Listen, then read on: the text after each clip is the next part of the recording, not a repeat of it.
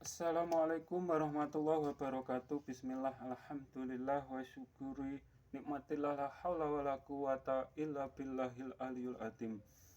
Imam Al-Mahdi dibaiat 7 ulama. Lalu siapa 7 ulama itu?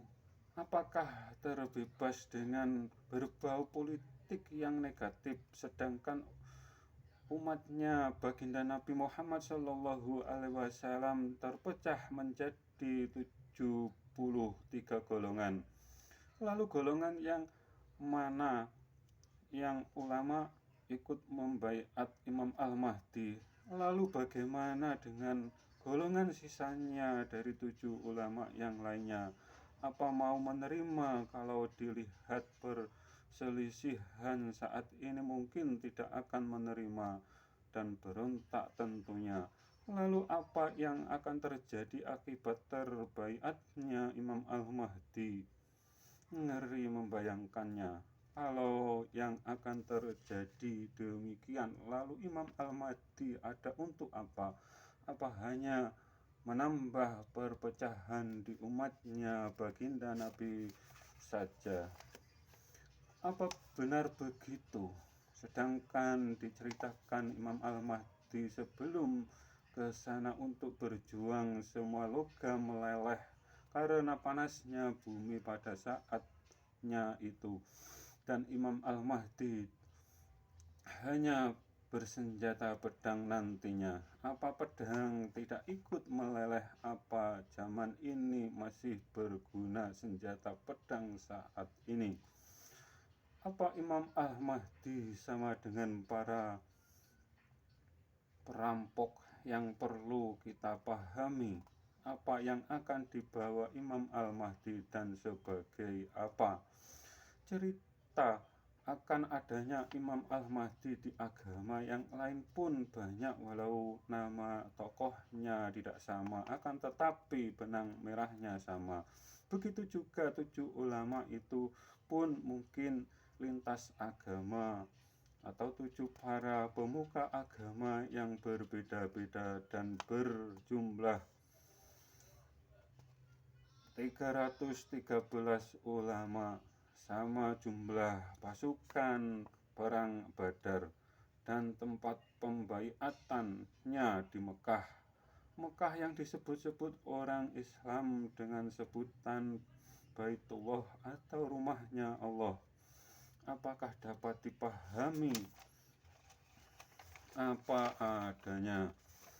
Kata rumahnya Allah itu tentu tidak, karena zatnya Allah Subhanahu wa ta'ala maha besar dan tidak membutuhkan tempat seperti makhluknya atau zatnya Allah Subhanahu wa ta'ala wajib berbeda dengan zatnya makhluknya. Kalau kalian masih berprasangka zatnya Tuhan mempunyai anggota badan, berarti yang kalian tuhankan hantu atau makhluk. Disebutkan di masa yang akan datang keadaan masa persis yang dialami zamannya baginda Nabi Muhammad SAW, yang berarti zaman jahiliyah.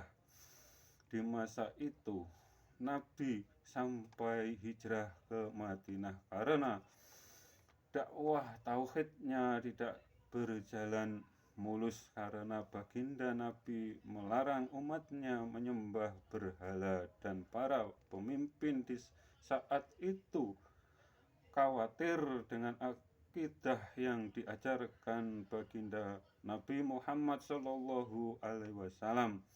yang akan menyebabkan Mekah akan sepi dari pengunjung atau wisata religi, atau dari para saudagar yang singgah melakukan ibadah. Karena di Mekah banyak patung-patung dari jenis kepercayaan, dan ekonomi secara otomatis akan merosot atau anjlok. Begitu saat ini di sana lagi dibangun tempat-tempat wisata karena cadangan minyaknya mau habis, dan apakah mayoritas yang ada di sana imannya masih sama dengan yang diajarkan baginda Nabi Muhammad SAW. Mereka hanya iman satu sisi ayat saja, Tuhan di atas saja, dan ingkar dengan sisi ayat, Tuhan dekat. Yang seharusnya keduanya ayat tersebut wajib diimaninya. Yang iman satu sisi ayat pasti tidak menghiraukan seruan ayat, atau zatnya Tuhan wajib berbeda dengan makhluknya. Mereka ingkarinya. Yang ingkar dengan ayat kalian tahu itu disebut kafir. Nabimu atau agamamu mengajarkan apapun lakukan kalau mampu, dan kembalilah ke Islam sejati yang menjadi bekal kalian dilahirkan. Tuhan kan yang telah menciptakan alam semesta beserta semua isinya. Jangan kalian tuhankan makhluk atau ruhmu sendiri. Jadilah Imam Al-Mahdi untuk dirimu sendiri, dan hindari menjadi pengikut bertauhid bermata sebelah atau Dajjal yang membelah Imam Al-Mahdi.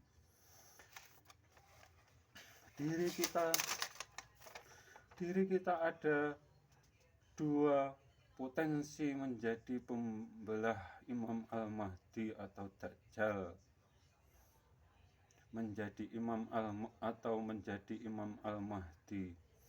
Merah simbol hati syariat Islam dilakukan di jasad sampai hati. Putih simbol jiwa, iman wilayahnya jiwa.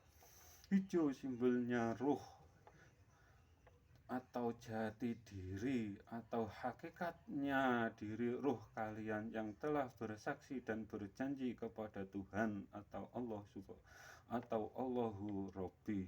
Islam sejati,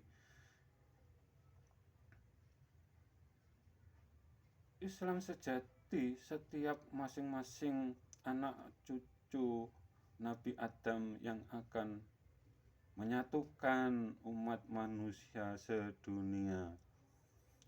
Agamamu apapun, kembalilah ke Islam sejatimu. Bila salah iman, amal ibadah, wassalam.